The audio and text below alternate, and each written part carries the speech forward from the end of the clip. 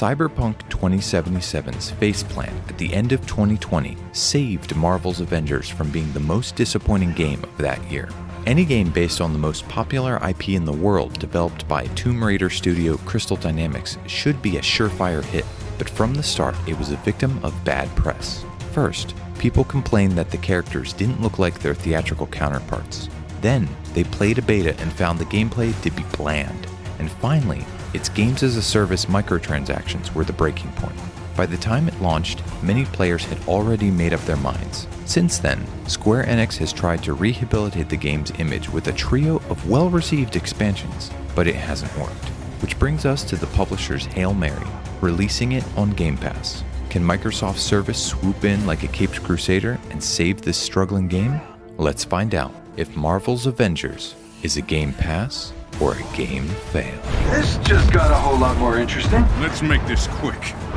Marvel's Avengers currently has 4 campaigns available, the main Reassemble campaign, and 3 added via DLC since launch. You can play them in any order, but the DLC campaigns assume you know how to play, so we recommend tackling the main campaign first. The initial tutorial serves as a great combat primer and sets up an interesting story where Kamala Khan turns from fangirl into Miss Marvel as she attempts to get the Avengers back together. And stay down! Since we are already familiar with the base campaign, we've spent most of our time on the War for Wakanda expansion, where Black Panther tries to stop the evil Claw from stealing the powerful vibranium that powers the country.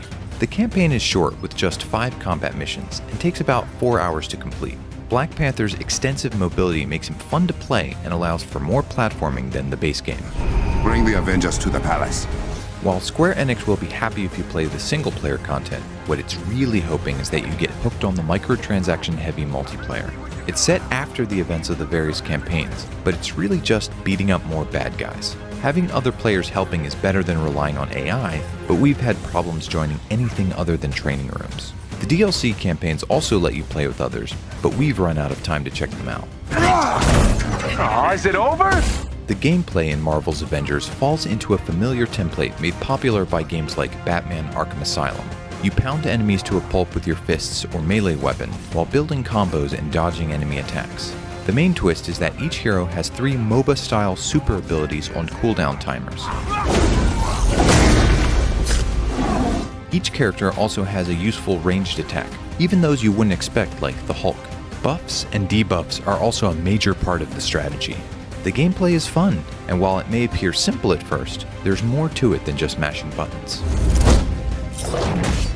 Things start to get murky when you dive into progression. You gain experience as you fight. As you attain new levels, you gain skill points for new combat moves or bonuses to existing abilities. You also collect gear, and each piece provides random benefits that you can upgrade using various resources you find on each mission. There are also challenges to complete that fulfill the character-specific Battle Pass requirements for new cosmetics and even more resources. Then there's a faction progression system, collectible comics that improve your stats, and a champion mastery you can develop after you've reached level cap. Phew! I'm lost? Sure. Let's get you back to the main event, okay? It's a lot to keep track of, and impossible to untangle in just a couple days of play. Luckily, the game handles all the teetotaling, allowing the player to just focus on the combat and assigning points or equipping new gear after each mission. Enemies scale to your level in the campaign, but in multiplayer, where every player may be a different level, it's not quite as successful. Enemies are rated at an average of the party, so some players will struggle along while others find it way too easy. For higher level players, this results in a lot of time being spent reviving downed party members. At least there's always better gear being dropped by felled enemies. The combat is unspectacular, and the progression is a bit too extensive. But the biggest issue with Marvel's Avengers is how quickly it all becomes repetitive. Even in our limited playtime, we've faced similar objectives in multiple levels. Any other ideas? Yes! At first, the combat appears to be plenty deep, but you eventually realize that there just aren't enough ways to beat up the bad guys. Even going from one character to another doesn't provide enough variety to make them all feel worthwhile, so the prospect of building multiple characters isn't especially compelling. It's called unoriginal. There are plenty of comps for Marvel's Avengers on Game Pass. Streets of Rage 4 is a pure beat-em-up with fun cooperative play, but lacks any sort of RPG elements. Star Wars Jedi Fallen Order has great combat with similar character expansion, but it's single-player only and its combat is more measured and thoughtful. The Yakuza games have a similar combat style, but focus more on story with wildly different themes. Probably the closest analog is the MMO.